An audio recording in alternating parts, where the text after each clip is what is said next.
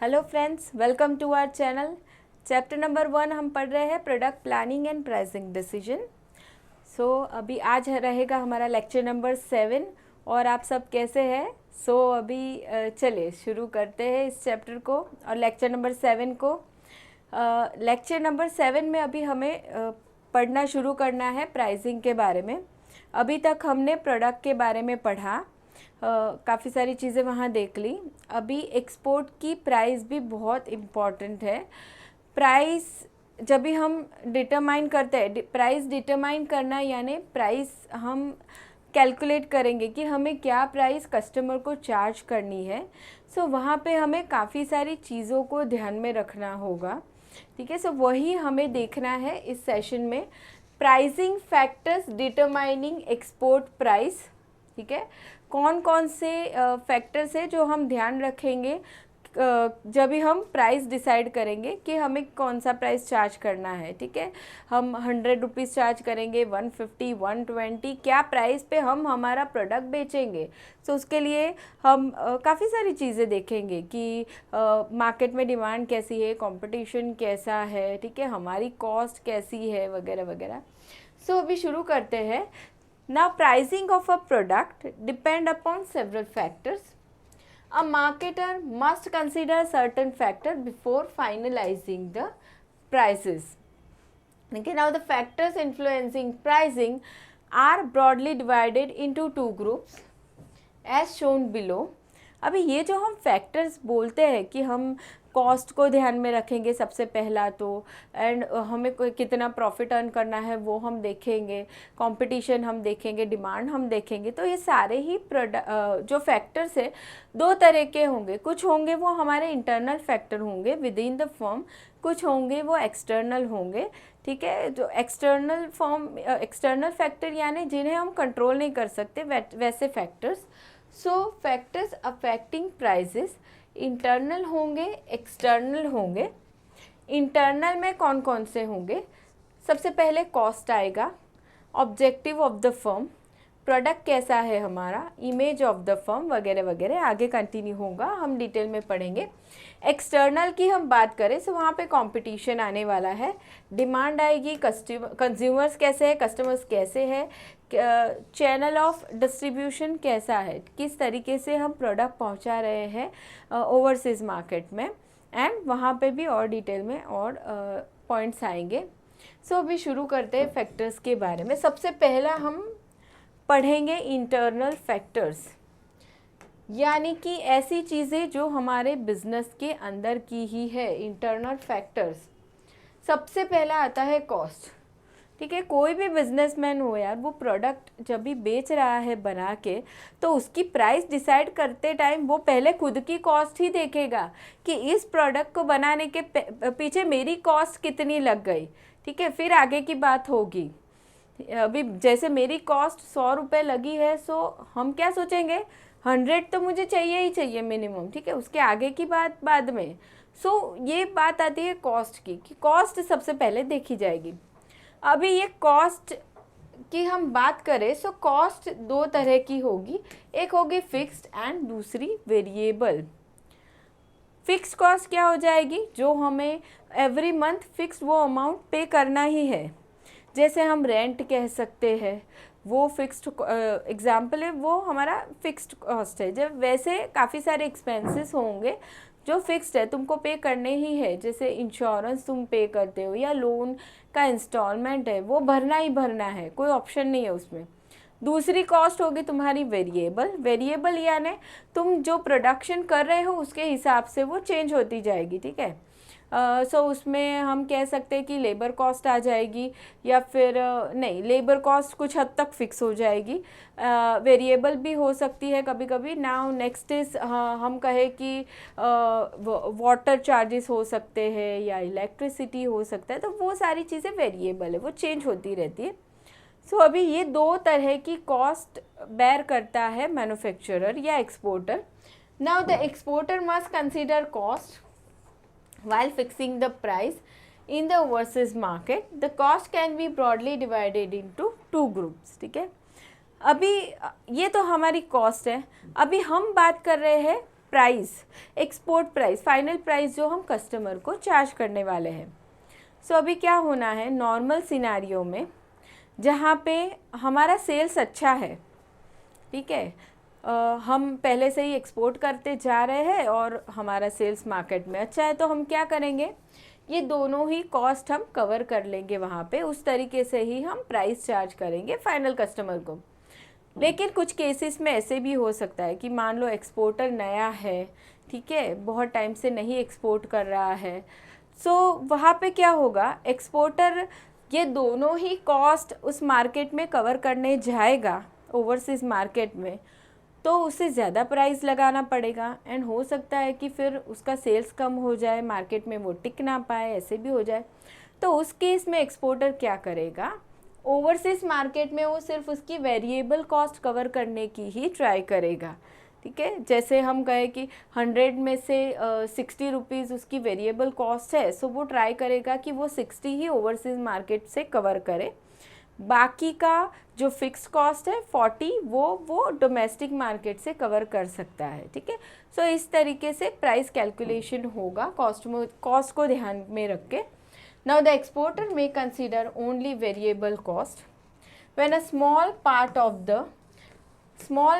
the output is sold in the overseas market, ठीक है। ज़्यादा पोर्शन तुम्हारे सेल्स का डोमेस्टिक मार्केट का है एंड बहुत कम पोर्शन ओवरसीज मार्केट का है, सो उस केस में एक्सपोर्टर सिर्फ वेरिएबल कॉस्ट कवर करेगा इन ओवरसीज मार्केट।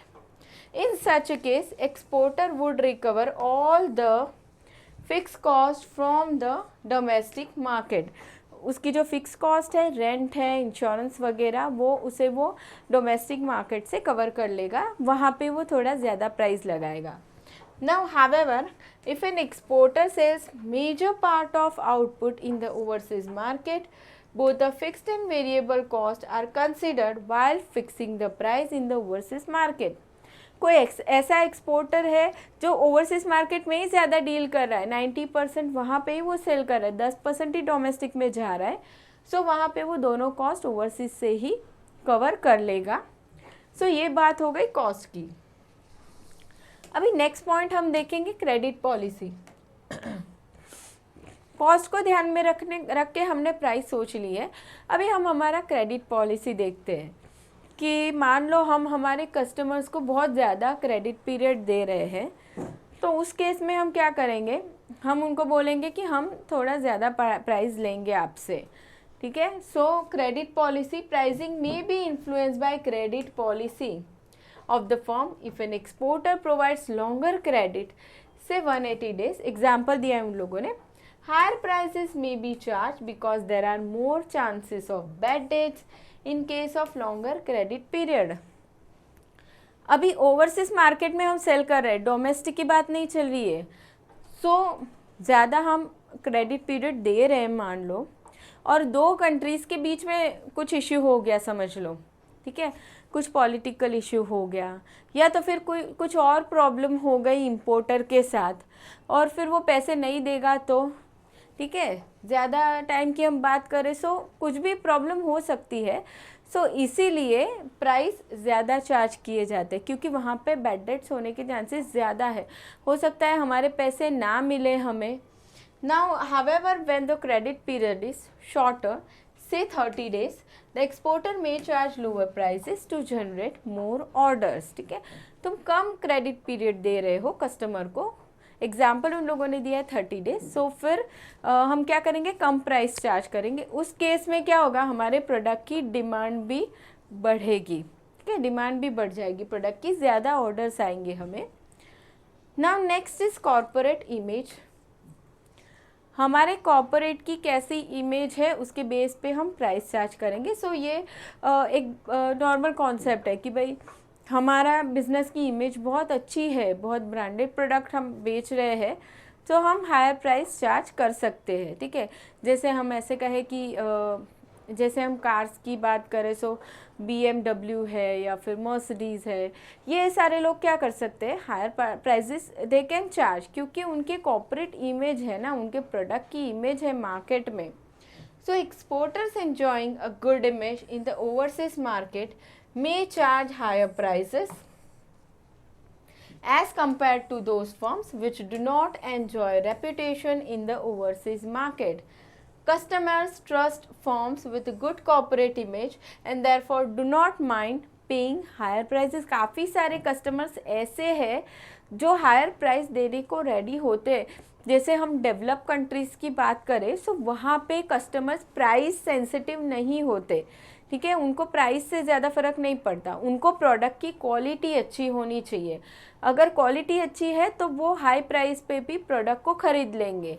सो क्या है कि कॉर्पोरेट तुम्हारी इमेज अच्छी है तो फिर तुम हायर चार्ज करो. Firms with distinct image like Nike, Rolex, watches and other charges higher prices as compared to other competing brands. Now next one is objectives of the firm.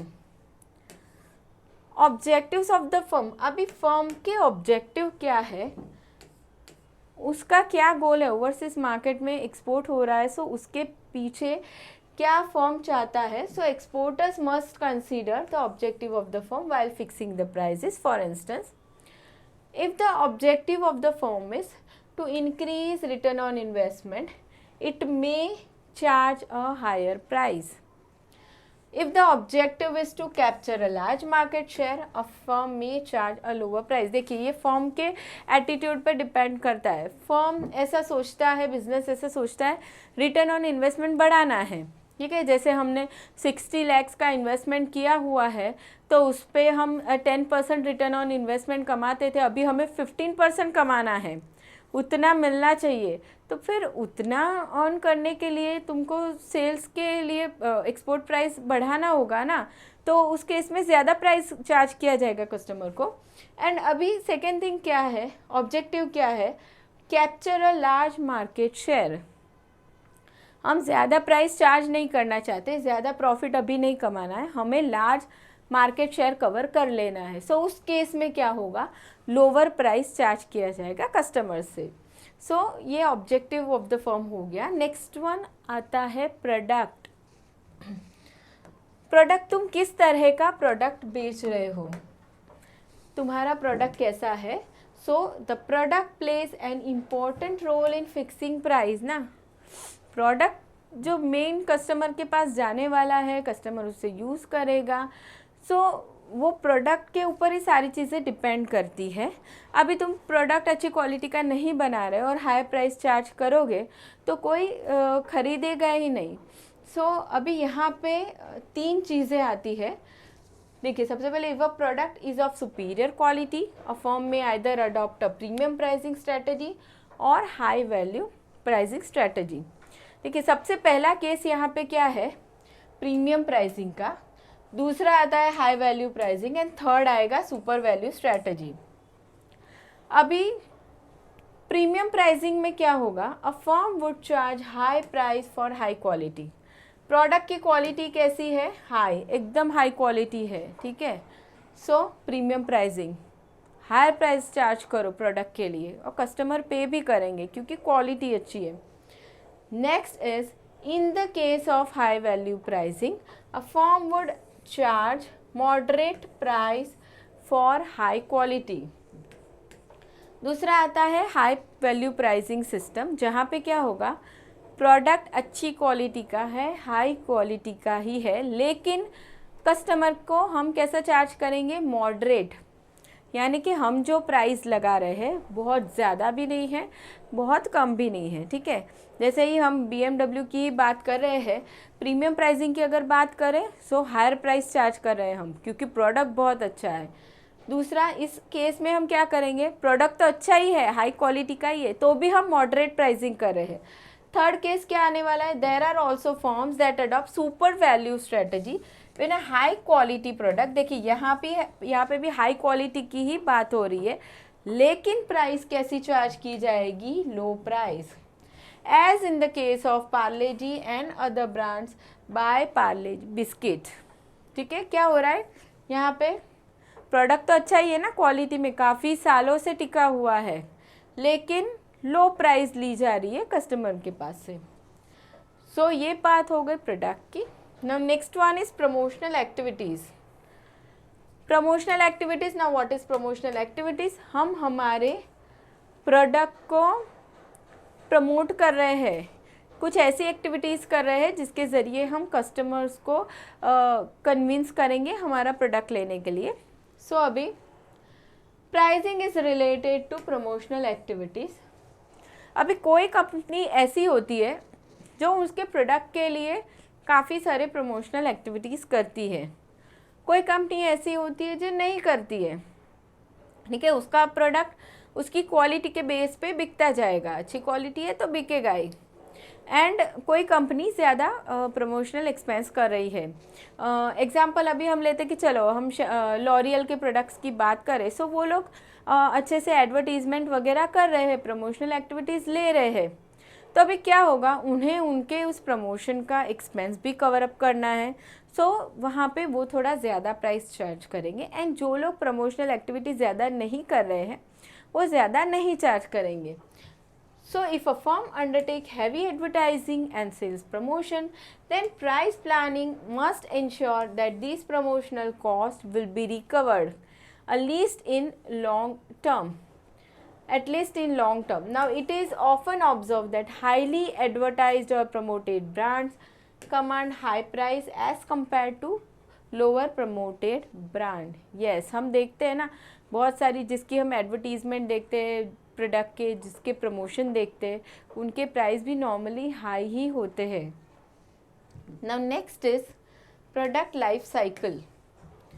Product life cycle की बात करें तो अभी product life cycle क्या होगा, जब भी कोई प्रोडक्ट इंट्रोड्यूस होगा मार्केट में, सो उसकी डिमांड ज़्यादा नहीं होगी, फिर धीरे धीरे उसकी डिमांड बढ़ेगी ग्रोथ स्टेज पे, फिर स्टेबल होगी, फिर डिक्लाइन भी आएगा।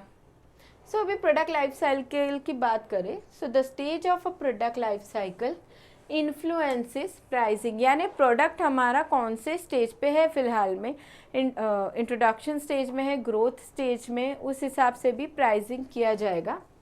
Eight the introductory stage a firm may charge lower price to induce people to buy a product. Yes, हमारा प्रोडक्ट मार्केट में नया है, ठीक है, हम कॉफ़ी एक्सपोर्ट कर रहे हैं, नया नया हमने शुरुआत किया है, इंट्रोडक्टरी स्टेज लोअर प्राइस हम चार्ज करेंगे। उसके बाद आएगा ग्रोथ स्टेज, अभी डिमांड बढ़ रही है हमारे प्रोडक्ट की, कस्टमर को पसंद आ रहा है, ग्रोथ आ रहा है। A firm may increase the prices to take advantage of the growing demand, specially when there is limited competition. Product की डिमांड बढ़ रही है, सो हम प्राइस ज़्यादा चार्ज कर सकते हैं, लेकिन कंपटीशन लिमिटेड है तो ही। अभी हमारे सामने कॉम्पिटिटर्स बहुत ज़्यादा है तो फिर हम बहुत ज़्यादा प्राइस नहीं बढ़ा सकते, फिर हम मार्केट से निकल जाएंगे। So now exporter may consider the probable length of the product's life cycle. If the probable length of the product life cycle is expected to be long, then lower price may be charged as compared to the product with shorter lifespan. ठीक है, product की life cycle अगर ज़्यादा हमें लग रहा है, long term हमारा प्रोडक्ट टिकने ही वाला है मार्केट में, तो फिर हम लोअर प्राइस में जा सकते हैं। जैसे हमने पार्ले जी वाला एग्जांपल देखा, ठीक है, काफ़ी सालों से वो प्रोडक्ट है और अभी भी टिक रहा है मार्केट में, और प्राइस कैसा है, लोअर है। सो अभी यहाँ पे हमने सारे ही इंटरनल फैक्टर्स पढ़ लिए, ठीक है। नाउ आगे बढ़ते हैं एंड देखते हैं अभी एक्सटर्नल फैक्टर्स। एक्सटर्नल फैक्टर्स, अभी उसमें सबसे पहले आता है कंपटीशन। यस, सारे ही बिजनेसेस के लिए कंपटीशन तो मार्केट में एग्जिस्ट करता ही है, ठीक है। सो अभी कंपटीशन की बात करें, बहुत ही सिंपल। सो हमारे बहुत सारे कॉम्पिटिटर्स हैं अगर, तो हम कैसा प्राइस चार्ज करेंगे, बहुत हायर साइड पे हम नहीं जाएंगे, क्योंकि फिर अगर हायर साइड पे जाते हैं तो हम कंपटीशन में नहीं टिक पाएंगे, ठीक है। एंड कम कंपटीशन है, लिमिटेड है, तो फिर हम प्राइस चार्ज कर सकते हैं ज़्यादा। So exporters need to consider the degree of competition in the market. When there is high competition, prices may be lower. देखिए, high competition, prices may be lower, and vice versa. The price of competing brand as well as those of substitutes must be considered. while fixing the prices। ठीक है, अभी Rolex watches की price उसको अगर determine करनी है उस company को, तो वो क्या करेगा, उसकी जो कॉम्पिटिंग ब्रांड है उसकी प्राइजेस भी वो देखेगा, या फिर उसके जो सब्स्टिट्यूट्स है उसको भी ध्यान में रखेगा, एंड फिर उसके प्रोडक्ट की प्राइस वो डिसाइड करेगा। ऐसा नहीं कि भाई मेरी कॉर्पोरेट इमेज अच्छी है तो मैं एकदम हायर प्राइस चार्ज करते ही जाऊँ, ऐसा नहीं हो सकता। Now generally the price must be with in the range of that of competitors. जितने हमारे कॉम्पिटिटर्स हैं वो जो रेंज में बेच रहे हैं प्रोडक्ट को, हमें भी उसी ही रेंज में जाना होगा। ठीक है, क्योंकि क्या होगा कि अगर हम हाई प्राइस चार्ज करेंगे सो कस्टमर को तो वही क्वालिटी का प्रोडक्ट कहीं से और से मिल जाएगा ना, कॉम्पिटिटर के पास से, सो वो हमारे पास से नहीं खरीदेगा। सो ये बात हो गई कंपटीशन की। Next one is consumers. Consumers now किस तरीके के कंज्यूमर्स है उस हिसाब से हम प्राइस चार्ज करेंगे। ठीक है, जैसे हम कहें कि डेवलप कंट्रीज़ में हम एक्सपोर्ट कर रहे हैं प्रोडक्ट को, ठीक है, सो वहाँ पे क्या होना है कि कस्टमर्स प्राइस सेंसिटिव नहीं होंगे, वहाँ पे लोगों के पास इनफ पैसे हैं, ठीक है, वो लोग खर्चा कर सकते हैं, उन्हें हाई क्वालिटी का प्रोडक्ट चाहिए। सो उस केस में क्या होगा, हम प्रोडक्ट के लिए थोड़ा हायर प्राइस चार्ज कर सकते हैं। एंड अगर हम ऐसी कंट्री में सेल कर रहे हैं, डेवलपिंग कंट्रीज़ है जहाँ पे लोग ज़्यादा अफोर्ड नहीं कर सकते, सो वहाँ पे क्या होगा कि लोग ये नहीं देखेंगे कि अच्छी क्वालिटी है तो प्राइस देते जाओ। वो लोगों को क्या चाहिए, वो लोग प्राइस सेंसिटिव होते हैं, अगर कम प्राइस में उन्हें प्रोडक्ट मिल रहा है तो डिमांड वहाँ पे बढ़ती जाएगी। So exporters need to consider the nature of customers while fixing the prices in the overseas market. For instance, if the customers are price sensitive, especially in developing countries, exporter may charge lower prices. Developing country में तुम higher price charge करोगे तो product नहीं बिकेगा, वहाँ के customers कैसे है, प्राइस सेंसिटिव है। Now, if the customers are not price sensitive, especially in the developed countries, exporter may charge higher prices, especially in case of superior quality product. ठीक है, तुम डेवलप कंट्री में जा रहे हो तो वहाँ पे लोगों की थिंकिंग कैसी होगी कि भाई भले हायर प्राइस चार्ज हो, भले ज़्यादा पैसे जाए, हमें क्वालिटी प्रोडक्ट चाहिए, सो वहाँ पे हाई प्राइस होगा। Now should consider various customer factors while fixing prices। ठीक है, तो अभी कस्टमर्स की हमने बात की। Now next one is demand. Demand भी बहुत इंपॉर्टेंट एक्सटर्नल फैक्टर है। ठीक है, हम जिस प्रोडक्ट को एक्सपोर्ट कर रहे हैं उसकी डिमांड कैसी है मार्केट में। डिमांड ज़्यादा है, मान लो हम कोई फूड प्रोडक्ट बेच रहे हैं तो उसकी डिमांड ज़्यादा है तो फिर हम ज़्यादा प्राइस चार्ज कर सकते हैं, एंड डिमांड ज़्यादा नहीं है तो फिर हायर प्राइस पे हमें नहीं जाना है। So price of the goods to a great extent depends upon demand. For instance, an increase in demand may lead to increase in price even though there may be no rise in cost. Yes, ये बहुत simple बात है ना, product की demand बढ़ती जा रही है तो हम हायर प्राइस चार्ज कर सकते हैं। ठीक है, even though there may not be rise in cost, cost तो जितनी थी उतनी ही है। ठीक है, 10 रुपये में प्रोडक्ट बन रहा था पहले, तो अभी भी 10 में ही बन रहा है, लेकिन डिमांड बढ़ रही है। सो पहले हम 12 रुपीज़ चार्ज कर रहे थे तो अभी हम 15 चार्ज करेंगे। Now demand may increase due to economic conditions in the market, problems with the supplies of competitors and so on. ये डिमांड काफ़ी सारे रीज़न से बढ़ सकती है मार्केट में। ठीक है, कस्टमर्स की फैशन चेंज हो गई, टेस्ट चेंज हो गया, या फिर हमारे जो कॉम्पिटिटर्स थे उन्होंने बिजनेसेस बंद कर दिए, वो निकल गए हैं, प्रोडक्ट मार्केट में नहीं आ रहा है, एक्सेट्रा एक्सेट्रा, काफ़ी सारे फैक्टर्स हो सकते हैं डिमांड बढ़ने के। Now it is to be noted that increase in demand need not result in increase in prices, as nowadays socially responsible marketers pass on a part of benefit of large scale production and distribution to the consumers. तो ये हमने एक basic concept यहाँ पे देखा कि demand बढ़ रही है सो सामने प्राइस भी बढ़ सकते हैं, लेकिन ऐसा नहीं होना चाहिए कि फिर डिमांड बहुत बढ़ती जा रही है और हम भी प्राइस भी हम बिना सोचे बढ़ा ही रहे, ऐसे भी नहीं होना चाहिए, क्योंकि अभी सोशल रिस्पॉन्सिबिलिटी का कुछ कॉन्सेप्ट आया है अभी के ज़माने में। तो क्या किया जाता है, कंज्यूमर के वेलफेयर के बारे में ज़्यादा सोचा जाता है कि चलो मैन्युफैक्चरर एक्सपोर्टर क्या सोच रहा है कि हमें कुछ बेनिफिट मिल रहा है तो वो हम कस्टमर को भी पास ऑन करेंगे एंड उनसे हम ज़्यादा प्राइस नहीं लेंगे, ठीक है। सो नाउ ये बात हो गई डिमांड की। Next is economic conditions. अभी कंट्री में कैसी इकोनॉमिक कंडीशन चल रही है उस पर भी प्राइस डिपेंड करेगा। सो economic conditions prevailing in the market must be considered while fixing the prices. Now during the time of recession के टाइम क्या होगा, लोगों के पास पैसे नहीं होंगे, ठीक है, मार्केट में जॉब नहीं है, ज़्यादा काम नहीं है, लोगों के पास इनकम नहीं आ रही है।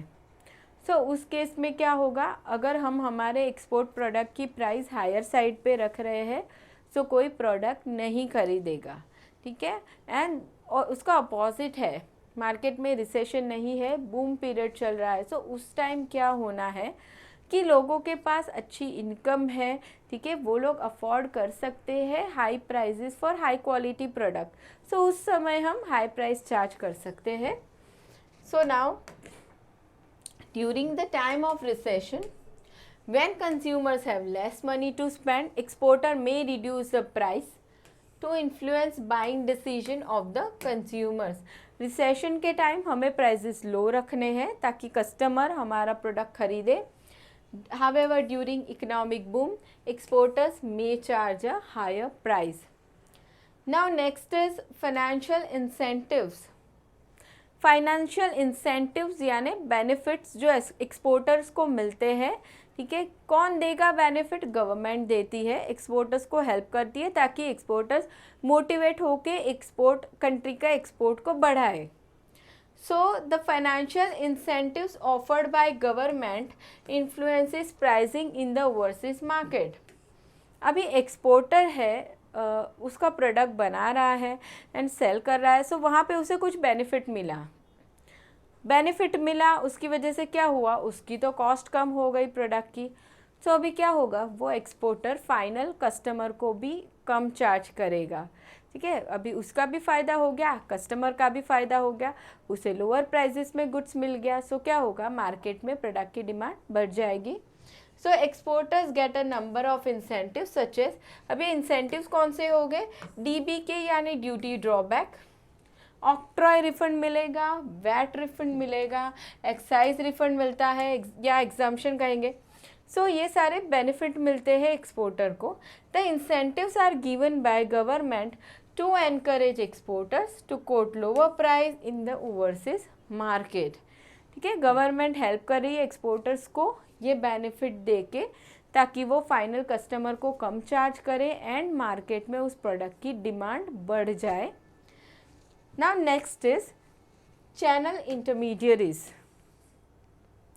अब ये चैनल इंटरमीडियरीज क्या है, हमारा प्रोडक्ट बन गया है, एक्सपोर्टर उसे सेल करना चाहता है, सो इंटरमीडियरीज के ज़रिए ओवरसीज़ मार्केट में सेल किया जाएगा, ठीक है।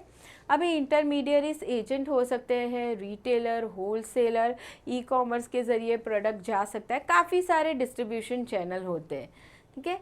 सो अभी ये जो इंटरमीडियरीज है, जितने कम होंगे चैनल ऑफ डिस्ट्रीब्यूशन में, इंटरमीडियरीज जितने कम होंगे उतनी फाइनल प्राइस कम होगी, और जितने इंटरमीडियरीज बीच में ज़्यादा आएंगे उतनी फाइनल प्राइजेस बढ़ जाएगी।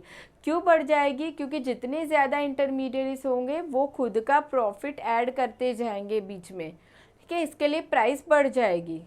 So the marketers must consider the number of channel intermediaries and their expectations. The longer the chain of intermediaries, higher would be the price because of profit margin of intermediaries, ठीक है।